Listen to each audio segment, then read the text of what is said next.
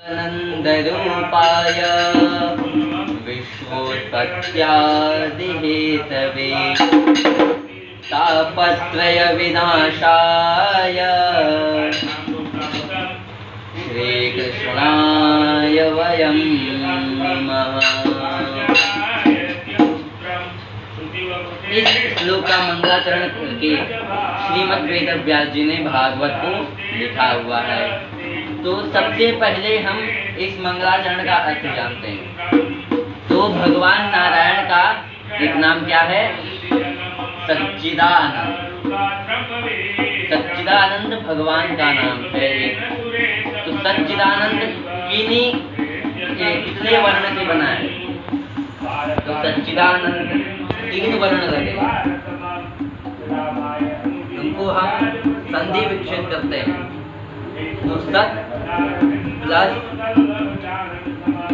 चित प्लस आनंद, इन 3 वर्णों से सच्चिदानंद कहे जाते हैं। तो सत्य क्या है? आपने तो बता दिया, इन 3 वर्णों से सच्चिदानंद कहे जाते हैं। तो सत्य क्या है? सत्य किसे कहते हैं?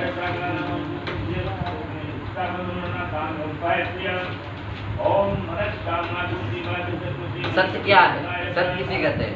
तो ब्रह्मणम सत्यम जगन मिथ्या। जो ब्राह्मण सत्य बोले वही सत्य है।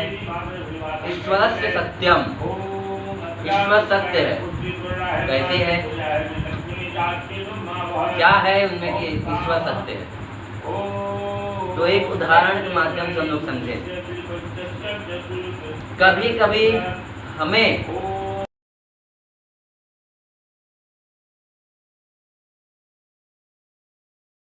जो लगता है वो होता नहीं, और जो होता है वो लगता नहीं। कैसे? गर्मियों के अवसर पे, गर्मियों के दिवस पे हमेशा एक भ्रांति होती रहती है। कैसे? जैसे आप गाड़ी चलाते हैं, ड्राइविंग सीट के बाजू में आप लोग बैठते हैं। तो अक्सर गर्मी में बता रहा हूँ मैं कि ऐसा अभाव होता है कि सड़क पे जब सूर्य भगवान का प्रकाश आता है गर्मी से, तो ऐसा अभाव होता है कि आगे पानी, अभाव होता है कि नहीं होता?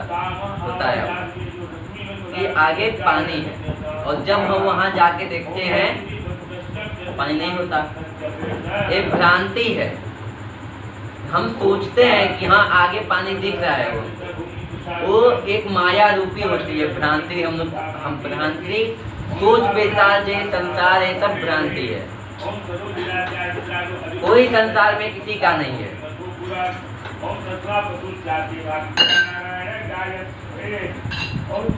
एक बात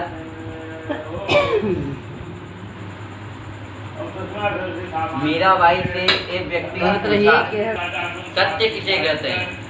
तो सच्चिदानंद रूपाय विश्वोत्पत्त्यादिहेतवे तापत्रय विनाशाय श्रीकृष्णाय वयं नमः। तो भगवान का एक नाम सच्चिदानंद भी है। सच्चिदानंद किसे कहे जाते हैं? तो नारायण का भी नाम सच्चिदानंद पड़ा है। तो सच्चिदानंद 3 वर्णों से सच्चिदानंद कहे जाते हैं। वो किन 3 वर्ण कौन कौन है?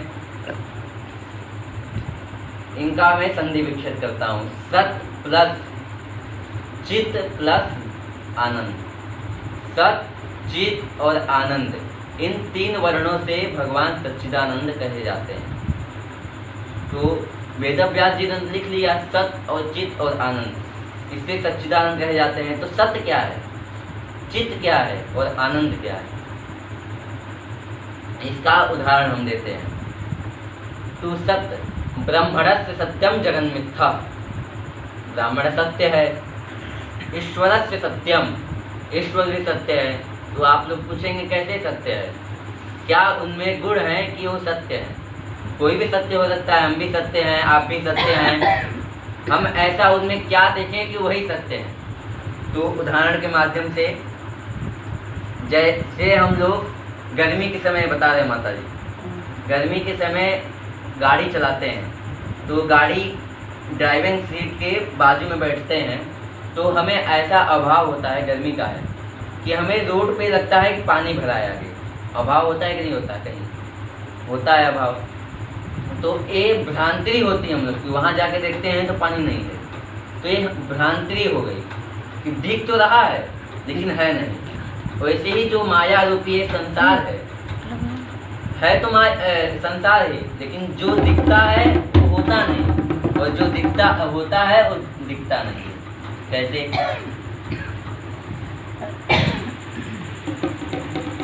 एक उदाहरण के माध्यम से मीराबाई से कोई पूछा तो मीराबाई ने बहुत सुंदर उत्तर दिया, धन भी तेरा, मन भी तेरा, जग जंजाल भी तेरा, सब कुछ है प्रभु तेरा। ये बताइए, जब प्रभु का सब है तो आपका क्या है? आपका क्या है? जब सब प्रभु का है तो आपका क्या है? आपका क्या है? नारायण मेरे हैं, मीराबाई ने कहा, नारायण मेरे हैं, कृष्ण मेरे हैं। तो वहाँ पे एक श्लोक बोली हैं मीराबाई, त्वमेव माता च पिता त्वमेव, त्वमेव बन्धुश्च सखा त्वमेव, त्वमेव विद्या द्रविणं त्वमेव, त्वमेव सर्वं मम देव देव। त्वमेव माता च पिता त्वमेव, तुम ही माता हो, तुम ही पिता हो, तुम ही बंधु हो, तुम ही सखा हो, तुम ही गुरु हो, सब कुछ तुम मेरे हो। इस संसार रूपी माया को मैं त्याग कर आपके शरण में आ रही हूँ। ये संसार जो है, इस संसार में कोई किसी का भी नहीं है। वृद्ध माताएं हो जाती हैं, पुत्र का असलियत कब समझ आता है? जब वृद्ध माताएं हो जाती हैं, जब शरीर साथ नहीं देता।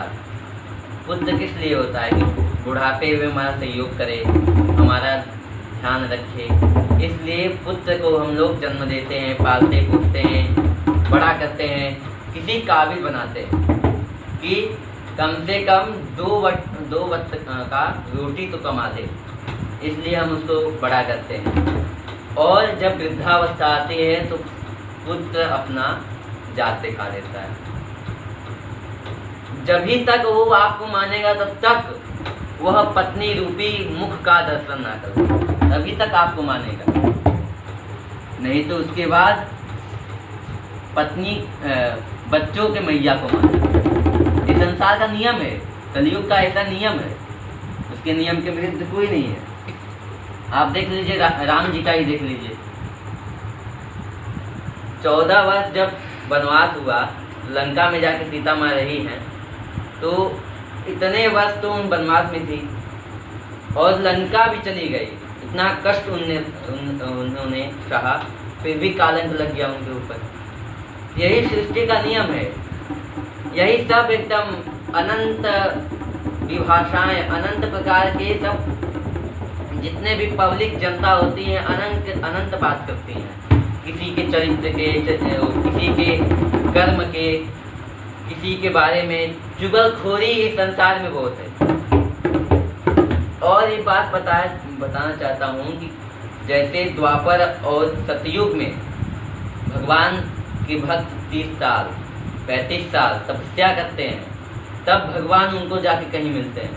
कलयुग में ऐसा लिखा गया है कि जो भी व्यक्ति 25 दिन 30 दिन ऐसे ही तपस्या कर ले, उसको भगवान आके मिलते हैं। जो द्वापर और त्रेता युग में और सतयुग में जो हजार साल 35 साल तक तप करते थे, उनको भगवान मिलना मुश्किल था। और कलयुग में जो 30 दिन लगातार तप करे, उन्हें भगवान देखे कैसे नहीं मिलता।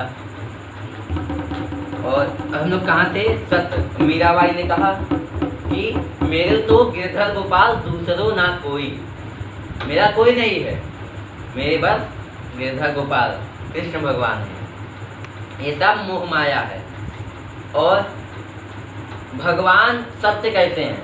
अब तो बता दी, मीराबाई बोली हैं वो, भगवान सत्य कहते हैं। क्यों सत्य नहीं है? कि सृष्टि नहीं थी तब भी भगवान थे, और जब सब कुछ है तब भी भगवान है, और जब कुछ भी नहीं रहे